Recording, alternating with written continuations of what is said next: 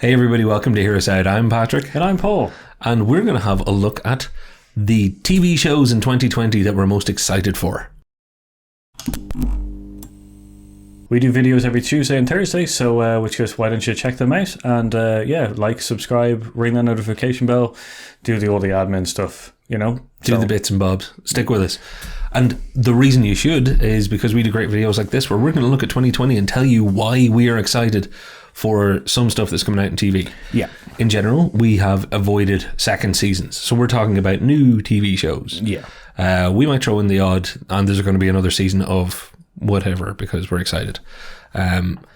With that said, I am actually still most excited about the new TV shows, particularly the first one we're going to talk about, which is Avenue 5, Paul. I know you're into this one too. Yeah, no, Avenue 5 looks really, really good. Yeah. Like, it came out of the blue for me. Oh, cool. Like, so it was like, I just saw the trailer. The trailer was the only first information that I got from him. That's cool. Well, to give you a little bit of a rundown on Avenue 5, Avenue 5 is the name of like an interstellar cruise ship, for lack of a better expression. It's like a space cruise ship that runs into a bit of trouble, and then madness ensues. Yeah. But it's it's being directed and written by Armando Iannucci, who has done The Thick of It, which is one of my favorite TV shows of all time. Veep, which is one of the most successful TV shows of all time. He's done movies like In the Loop and The Death of Stalin, which is also great. He's great. He's the English Alan Sorkin. Yeah, no, he's done his body of work really like holds up. Yeah, so he's awesome. English Alan Sorkin is teaming up with, as the star, Hugh Laurie, which is the English House. Yeah, because he plays American very well. Yeah, that's one of the biggest surprise I always find with Americans when they find out that Hugh Laurie is actually English, and it's because his house American accent is really, really good, on point. And we all grew up with him here, with him and Stephen Fry and others as part of Blackadder and things like that. So for us, it was like, wow, he can really do an American accent. Yeah. And then for everybody else, it was like, he's English. It's like, yeah, man, you should have heard the first time we saw him doing an American accent. We were thinking the same thing. Wow.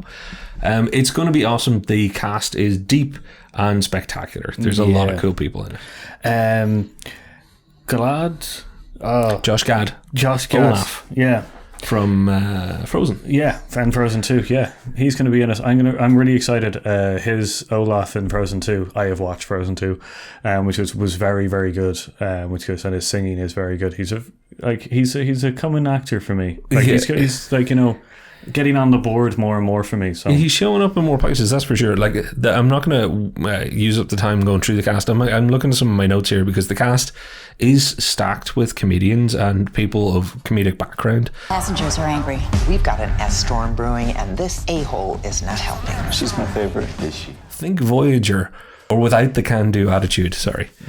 So it's, I think there'll be a lot of moaning and bitching. Instead of that wonderful Star Trek thing, we can do it. Yeah. There'll be a lot of, why the hell aren't we home? We paid for this cruise. Armando Iannucci is not going to do pure sci-fi. This is going to be the other thing that will be social commentary and a look at society. Yeah. In that way. The trailer has a part where it's essentially the tech team come out to try fix some problems, and the abuse that they get in the trailer is very good because it's, you know, once again, it's this tech group being abused. And Iannucci he'll be spearing corporate society. He'll be spearing, like, he'll be going after all of us for our own capitalist and socialist ideals. He doesn't not pick on anybody. So I am pumped for that. It's going to be very good. One of the things, what was one of my other notes here? You know what, it doesn't matter. I have so many notes on this one. Yeah, that was it. It's when it's released. Probably around the same time as this video. It's on Sky if you're in the UK. It's on HBO if you're in America. So check it out. Very much so. On to the next one, which is The Stand by Stephen King. Yes. Which is, it's another kind of... Stephen King seems to be getting a resurgence of a lot of his properties.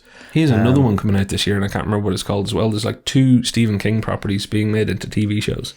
I think Outlander or something is the other one.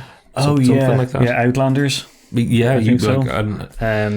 There's also He's getting a resurgence because he got, which is, I know the Dark Tower movie came out, which wasn't very well received, but I think last year, which was Doctor Sleep came out. That's right. Which was the sort of sequel of The Shining, yes, kind of thing, which is very interesting. But The Stand is I'm looking forward to it. You were saying that you saw the original. Yeah, see, I'm into The Stand. I'm definitely here for this because I really actually liked. There was a mid-90s version of this with Gary Sinise and Rob Lowe and a bunch of other great people. Essentially, The Stand, and I'm not giving the whole game away by telling you anything. Close your ears if you want to go into this completely blind. But essentially, there's a plague, wipes out most of humanity, but strangely, some people are just immune. Mm-hmm. So you're obviously traveling with those survivors who are meeting other survivors. But there's a guy called Randall Flagg who you kind of realize represents or is evil incarnate, maybe the devil, who knows. And then there's a little old lady, Mama June, I think it was Mama June. She represents good, maybe God, who knows. But it's really, really good. Like, it's good Stephen King. They did it in a very 90s way before, which 90s TV didn't have the budgets that like today's TV has. Mm-hmm. So with a decent budget, I actually think this could be spectacular. Yeah. So I'm looking forward to it. Also, spoiler if anyone doesn't want to know, so do turn off, like, not turn off, but like, you know, plug your ears for like 5 seconds. Mother Abigail, by the way, I'm going to fix that mistake. Mother Abigail. Yeah. She's the personification of good. Yeah. I don't know if you want to hear this. I'll go for it. Randall Flagg is also one of the personas of the Man in Black. There you go. So that's why you were smiling when I said Randall Flagg. It's a connection throughout the Stephen King books and stuff like that. Well, you're going to have fun, and I am checking back to my details to see when it's coming out. The exact release date is not confirmed, but I did also notice when I was looking down, I didn't mention who they're casting this time round. Like, Whoopi Goldberg's going to be in the cast, James Marsden, Amber Heard. They'll be taking the Rob Lowe, Molly Ringwald characters from the originals for anybody who's like remembering the originals. It's looking like it's going to be cast, you know, A-level. Yeah, it's a very good cast coming out. You're talking Westworld here, kind of end of things. Like, it could be a really, really good one. Yeah, good one. It looks really, really good. I'm really excited for it. Yeah, so hopefully that'll hit hard. And I wish I had an exact release date. I can't say it's CBS All Access in America. So for us, that means it'll either be Netflix or is it maybe Channel 4 or somebody that will take it from them. It just means it probably won't be BBC. Yeah, so more than likely. We'll let you know. Stick with the channel, hit a subscribe, and I'm sure we'll give you an update as the year goes on. The next one up, do you want me to throw into it? Because I pulled this because I was fascinated with the real life event that this is based on. It's called Quiz. And it's based on the. Have you ever watched Who Wants to Be a Millionaire? Well, if you're in America right now, the English version of Who Wants to Be a Millionaire, and it started with the English version's the original version, and a guy called Chris Tarrant, who is the Regis of England. He was a very, very well known presenter. He did this show where you answer a bunch of questions, you can win £1 million. A couple of people worked out that they thought they could cheat. Which, if you know how the thing is set up, it's like, how can you cheat in front of a live studio audience who are sitting there? Well, it was about coughing and all sorts of crap. But that's what makes it fascinating. And what makes it even more fascinating is Michael Sheen, who is a great guy at basically impersonating people or becoming an existing real life person or a real life person who's lived. He is going to be playing Chris Tarrant, and I've already seen a picture. And it's like, Michael Sheen does it again. He just disappeared into being the real life person that you remember. Yeah, it's creepy. He does that really, really well. So that should be cool. I cannot stress how big Who Wants to Be a Millionaire was when it started first. Because I was, I was, I'm not going to say exactly what age I was, but I was old enough to be into TV pretty heavy at that stage. But it was a social phenomenon. People were talking about it. It really was. And this was also such a phenomenon as well, because it was such a huge, big, like, public, like, scandal of, like, when they figured it out live and stuff like that. Because this guy was, like, one of the few people who won $1 million or £1 million. Yeah. And then they kind of looked back at the tapes and realised there was some dodgy dealings going on. It was Charles and Diana Ingram. I think he was Major Charles Ingram, I think. Yeah. And they did that thing where they did interviews. You know, the guilty people who interview thinking that they can tell their story and still get away with it. And you're just watching these people going, there's something up here. Yeah. Like, you do not seem innocent, you dodgy bugger. But yeah, so that's quiz. Release date, I wish I had it, but it's ITV sometime in 2020.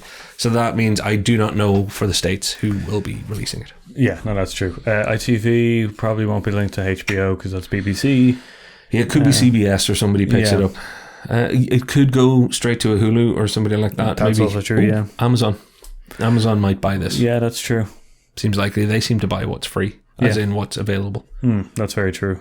Yeah. So we'll probably comment more on from a streaming wars, which goes angle. So yeah, as we do a regular update on how the streaming wars are going. So we'll try and remember to keep these updates in there if they're coming. Yeah, and if you haven't started watching that series, link in the description above. That was my hand. I was trying to point over here.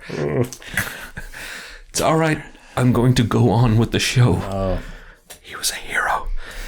The show must go on. What do you want to go to next? Which is so we'll go on to. Are we doing the quick mentions now? Yeah. Which is so we're going to do Normal People, which is BBC. The release date is unconfirmed yet. Yes, we believe it's going to be in 2020, and it's based on an Irish novel as well. So. Yeah, so that'll be interesting for us because it's shot in Trinity in Dublin for some of it, and I think over in Sligo for a lot of the rest. It's based on a very, very, very highly regarded novel by an Irish lady. So I think it'll be cool if they pull it off. Hopefully that'll be one of those Killing Eve type breakout shows that goes across the world and maybe puts our little island on the map too. So yeah, it should be good. It should be an interesting little thing. So Disney Plus shows. We've got there's a lot of them. Fair amount of coming out of them, which is so we got Captain Falcon, and which is Winter Soldier. Sorry, Endgame kind of spoiler. They're all Captain America now. Yeah. Which is Are you excited for that? Falcon Winter Soldier. I guess I'm interested in it. It's a good way of putting it. Like, actually. I'm interested in it because I'm going to watch the first couple of episodes. Like, Shield, like, Agents of Shield was like, it took a long time to get moving and stuff like that. So I'm wondering if they're going to do the shorter format and kind of barrel right into it. Will it be more punchy? Yeah, kind of thing. Or are they going to also lean it out a little bit more and cover a little bit more bases? So that would be interesting. That's a good question. I hadn't thought of that. It'll be interesting to see if they go for because these are their film stars. So it'll be interesting to see if these are going to be 6 episodes, 8 episodes, 12 episodes. Yeah, because it would also because it has to be done in between filming of probably any movies that are coming out, and so. I'm interested in Falcon and Winter Soldier. I'm excited for WandaVision, which has been announced is being pulled to 2020. So they're pulling it forward because I think Disney Plus wants more content on their platform. Yeah. More original, new content of their own making. I'm really excited for WandaVision. I think that could be trippy, weird, and separate. And I'm really into anything that goes off in its own direction and just takes some things but tells its own story. Yeah, I agreed because in our most anticipated movies we were talking about Ghostbusters in the kind of way that you're able to take already established settings and change them away to an original kind of story kind of thing. So it hopefully will be done well and it'll be an interesting one to kind of go on. Do you know we don't really know what else is going to come out on Disney Plus this year because they could announce other things, so there might be more TV shows from that particular streaming service. That is true because as we said, WandaVision's been pulled forward, so they could pull anything forward. Just they've got the money; they can make stuff as fast as they want. Yeah, because we also think that there was probably a downsizing of their not downsizing, but a kind of drop off of their subscription model. Yeah, which is because of the Mandalorian being the only kind of new hit, original content on it. So yeah. Speaking of which, actually, the only episode or season 2 or the first of the season 2s that we're going to mention is by the end of the year. There's going to be another Mandalorian. So kind of autumn winter 2020, probably November 2020. We're going to have another 8 episodes of the Mandalorian. Personally, well, not personally, I think I can speak for both of us. Mandalorian's great. So looking forward to more of that. This Good is job. the way. This is the way I've spoken. Because the next thing we're up, which is a little bit of an easy target for us because we're both really excited for it, and we know that a lot of people are as well, is the new Star Trek Picard's TV show. Yeah. Which is, this is good. It's going to be, it's going to be good. Like, Luke Picard, Patrick Stewart is coming back, so like it's going to be interesting. Which is 7 and 9 is coming back as well, so that's going to be exciting. We haven't seen some of the Voyager kind of cast come back for a while. No, and everybody loves the Next Generation. And as well you should. I'm not saying that you shouldn't. I do too. I love Next Generation. Yeah. But a lot of my favourite characters were actually in Voyager. And I'm currently right in the middle of a rewatch of all of Voyager. Yeah, we haven't actually spoke about that. So I'm getting through 3 or 4 episodes of Voyager a week. And it's great. It's great going back and watching them. It was a good series, I think. The Doctor is a great character, and 7 of 9 is a great character. So her and Jean-Luc Picard in the same place, with kind of the much older Picard, you know, after retiring and hanging out in the vineyard and all that. Yeah. I'm curious. Like, I'm excitedly curious. Is the Doctor coming back? I think, is he going to be in this? I don't know. I don't know if Robert Picardo's been put on the list. I don't think so. He hasn't been announced. I know they're going to have, and spoilers for anybody who doesn't want to know anything about Picard, what I know of casting, 7 and 9, so Jerry Ryan's going to be there, Patrick Stewart's going to be there. Yeah. But also, do you remember the Borg son of his, Hugh? Picard had I thought it was liberated a Borg, Hugh. He ended up being called... that actor is coming back, so Hugh, the Borg that they liberated, is probably going to feature in this. Oh, that's going to be interesting. So they can have 2 liberated Borg in it. Yeah, and from generation in very different ways. Yeah, so that'll be interesting. You remember Locutus as well? Locutus was his name in when he was a Borg, and wasn't also it? when he was cloned as well. Oh, remember they cloned him as well. Because we're having a Trek moment there. But for anybody out there who has watched Trek, which is most of you, because even people who say I don't like Star Trek, you watch The Next Generation and we're like, oh, this is really good, but no, I don't like that space stuff. Yeah, but you love Star Trek and you love Jean-Luc Picard. Yeah, or you've watched one of the movies. Oh well, yeah. So it's good. It's got a good chance of being good. But it's got a weird chance of being hard to see depending on where you are. It's CBS All Access in America. Yeah. It's Amazon Prime here. Okay. So we'll be all right for Amazon Prime, because I know we're both doing that this year. I know you were doing it last year. Yeah. But because it's not on mainstream TV in Ireland and the UK, it won't get seen by as many people. So I hope it does transition from Prime to one of the broadcast channels here. Yeah, I'm hoping so. I guess some other honorable mentions that I'm looking forward to, which are not coming. The reason I'm also on Amazon Prime mostly is because of The Boys season 2, which is probably coming out next year, so it's not ready for this. Yeah, which is good. But I'm excited. I'm hoping this year. Just on a side note, I'm hoping to try get HBO Max. Yeah, it's going to be weird and interesting to see if we even can here. Yeah, but I could probably use a VPN to get it. Yeah. Well, can't legally say what Paul will or will not do yet. We don't know. But yeah, it's going to be interesting to see how all that plays out. Yeah. And that is why the streaming wars are so interesting, because there are so many big players bringing so many interesting properties, except for maybe Apple TV. I will watch the morning show, but I probably won't be doing it by having an Apple TV subscription. Oh well. Make of that legally what you will. Yeah, so I'm pumped for TV this year. Avenue 5 is our first big one, and it's probably coming out even the day that this video is going out is when it might likely be going up. So check that out if you're anywhere that you can. You want to walk us out of this one, my brother? So yeah, if you want to comment any TV shows that you're probably excited for this year, and also maybe some we're not ignoring, but we're avoiding. The Witcher came out like literally in December, so I thought it was good. Patrick would probably do another video on it. But yeah, comment down below any TV shows that you're really excited for, any TV shows that you wish were coming out this year, but are coming out next year, kind of things. So yeah. And let us know if you are into, as in if you're part of the way into Avenue 5, if it's been out for a day or two or a week or two, let us know how it's going for you, because we'll definitely be checking the comments in this video. So with that, I've been Patrick. And I've been Paul. And we've been Here Aside. We'll see you on TV this year. Internet TV, that is. YouTube.